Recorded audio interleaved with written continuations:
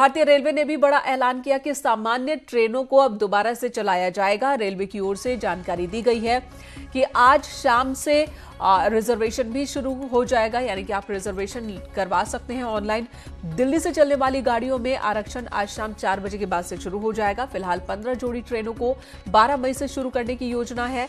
इन गाड़ियों में यात्रा के लिए टिकट बुकिंग सिर्फ और सिर्फ IRCTC के माध्यम से ही हो सकती है। रेलवे काउंटर से टिकट बिक्री फिलहाल नहीं होगी। यात्रा से पहले सभी यात्रियों को फेस मास्क पहनना होगा।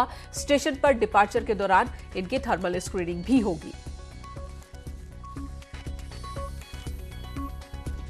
जो इस वक्त की जानकारी है उसके मुताबिक ये ट्रेनें नई दिल्ली से डिब्रूगढ़, अगरतला, हावड़ा, पटना, बिलासपुर, रांची, भुवनेश्वर, सिकंदराबाद, चेन्नई, बेंगलुरु, मुंबई, अहमदाबाद और जम्मू के लिए चलेंगी। अनिल कुमार हमारे सहयोगी दिल्ली से हमारे साथ मौजूद हैं। अनिल, आज शाम 4 बजे के बाद ट्रेनों की बुकिंग शुरू हो जाएगी, सीट की बुकिंग। निश्चित तौर पर मेनका आज शाम 4 बजे के बाद ऑनलाइन बुकिंग शुरू हो जाएगी। इसे मोबाइल ऐप से भी कराया जा सकता है जो IRCTC के है। दूसरी जो वेबसाइट है IRCTC का, उससे भी कराया जा सकता है। हालांकि काउंटर टिकट के लिए अभी बंद होगी। काउंटर टिकट नहीं कटाया जा सकता, चाहे वो प्लेटफॉर्म टिकट हो या फिर ट्रेनों की टिकटें ही क्यों ना हो।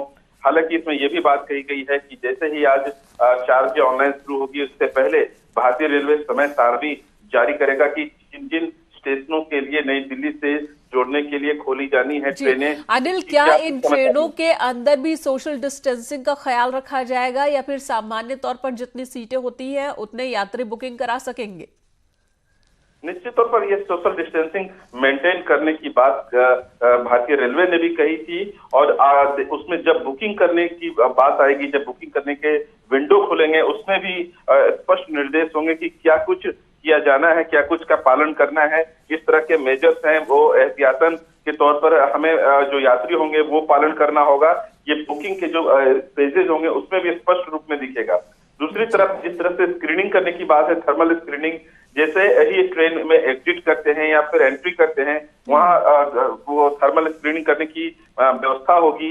इसके अलावा कई ऐसे और व्यवस्थाएं होंगी, जैसे फेस को कवर करने की बात कही गई है। फेस को कवर करने के लिए आप मास्क का इस्तेमाल तमाम नॉर्म्स का पालन करना होगा जो कोरोना के दौरान लगातार हिदायत दी जा रही है। अनिल, क्या टिकट के दाम को लेकर भी कुछ खुलासा हो पाया है?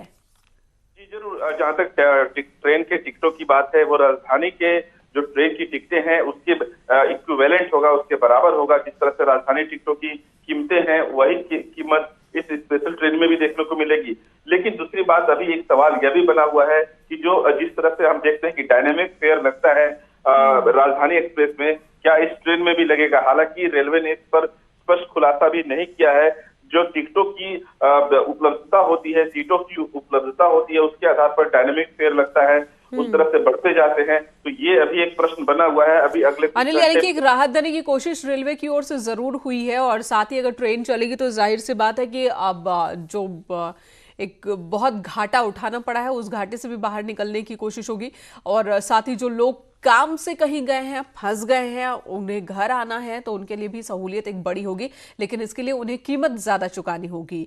और ये कोशिश इसलिए भी होगी ताकि लोग बहुत जरूरत पर ही ट्रेन का इस्तेमाल करें। अभी एक ब्रेक के लिए रुकते हैं, तुरंत लौटेंगे।